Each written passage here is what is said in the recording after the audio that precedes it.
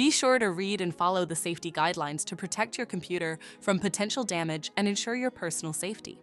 For more information about safety guidelines, see the owner's manual at dell.com/support. Before you begin, turn off the computer and disconnect all the attached peripherals. To remove the solid-state drive, unlatch and remove the system's base cover. Unlatch and remove the front bezel from the system.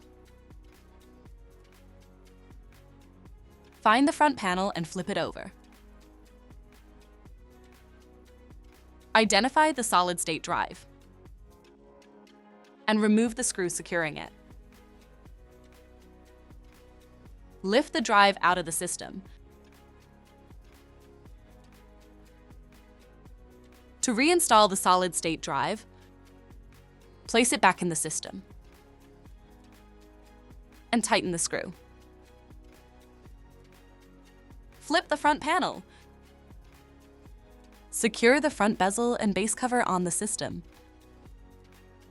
For more information about your Dell system, visit dell.com/support.